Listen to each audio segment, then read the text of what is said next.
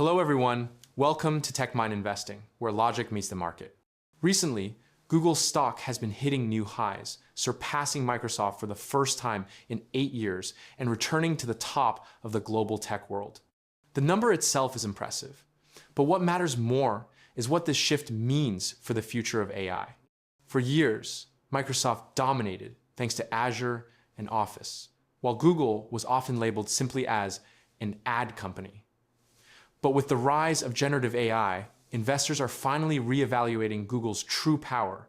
A company that controls the world's largest digital gateways, massive data flows, hardware advantages, and unmatched compute power is clearly far more than an advertising platform. And this raises the bigger question. In the era of AI, can Google actually go further than OpenAI? To find out, we need to compare them on the fundamentals. OpenAI has the spotlight. ChatGPT became the face of AI almost overnight, hitting 100 million users in 2 months. It's known for fast model iteration and clear consumer-facing products. This has created the perception that OpenAI is leading the AI race. But long-term tech competition isn't just about models. It's about data, infrastructure, ecosystem depth, and global distribution.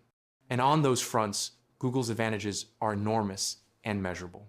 Google processes 5 trillion searches per year, which breaks down to roughly 14 to 16 billion searches every single day.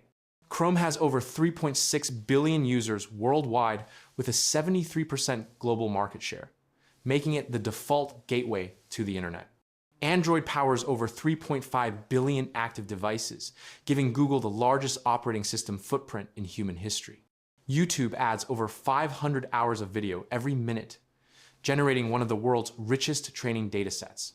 And services like Gmail, Maps, Drive, Photos, and Lens add yet another layer of global behavioral data. OpenAI simply cannot replicate this ocean of real-world, multilingual, real-time data. In AI, model quality matters, but high-quality, high-diversity data matters even more. In this area, Google has a structural advantage no one else can duplicate. Technically, the contrast between the two companies becomes even clearer when we look at the underlying architecture and design philosophy. OpenAI's GPT models are incredibly strong at language understanding and generation. They excel in tasks like writing, summarization, conversation, coding, and logical reasoning. Their iteration speed is also extremely fast. GPT-3 to GPT-4, and then GPT-4.1 and GPT-5 class models, all within a relatively short time frame. This rapid cycle has allowed OpenAI to constantly push the boundaries of what large language models can do. Google's Gemini, however, represents a fundamentally different approach. Instead of starting from text and then adding other modalities later, Gemini was designed from day one as a native multimodal system. It was engineered to handle text, images, audio, video, and code in a unified framework. This means Gemini isn't just describing an image, it's analyzing, reasoning, and connecting multiple types of inputs simultaneously. Multimodality isn't a feature, it's the foundation. This design choice plays perfectly into Google's strengths. Google has been building its own hardware ecosystem for over a decade. TPU v1, v2, v3, all the way to TPU v5P today. These chips power its massive global data centers, optimized specifically for large-scale AI training. Because Google controls both the hardware and the software stack, it gains efficiency advantages that few companies can match.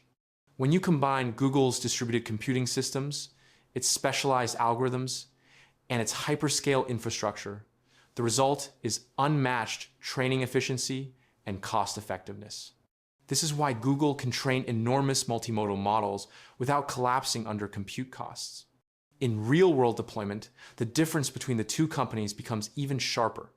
OpenAI's strength lies in building focused, consumer-facing products, most notably ChatGPT. ChatGPT creates a single, centralized experience that introduces people to AI in its purest form. It's simple, direct, and powerful. This clarity is a big part of why it grew so explosively. Google, on the other hand, plays a much broader game. Instead of relying on one hero product, Google embeds AI into nearly every digital experience consumers touch. Google search, used billions of times per day, is increasingly powered by AI summaries and contextual answers. YouTube's recommendations, content classification, and ad systems rely heavily on advanced machine learning. Gmail uses AI to auto-write emails, detect spam, suggest replies, and organize content. Google Maps integrates AI for route predictions, traffic modeling, and real-time recommendations. Google Photos uses powerful vision models for object detection, facial recognition where allowed, and automated improvements. Google Docs and Workspace tools now generate text, summarize meetings, rewrite emails, and automate workflows. And on top of all that, Android's AI features run directly on device thanks to Google's lightweight models, meaning users can access AI without sending data to the cloud. If OpenAI is a spark, brilliant, visible, and immediate, Google is a global energy grid, quietly powering intelligent experiences for billions of people every single day. The scale at which Google deploys AI is not just large, it is unmatched by any other company in the world. But it's important to acknowledge that Google still faces significant challenges. Its execution speed has historically been slower than OpenAI's. Google is sometimes criticized for letting innovation sit in the lab, releasing products years after they were prototyped internally. The rise of ChatGPT caught Google off guard and forced the company to accelerate its public launches. Google's core business model, advertising, also faces pressure. AI-generated answers may reduce traditional search clicks, changing how people interact with the web. Google must reinvent its revenue model for the AI era while still protecting a trillion-dollar business. Meanwhile, global regulation is tightening. Antitrust cases, privacy laws, and data usage restrictions affect how Google can integrate AI across its products. OpenAI, being smaller and more focused, has more flexibility in some of these areas.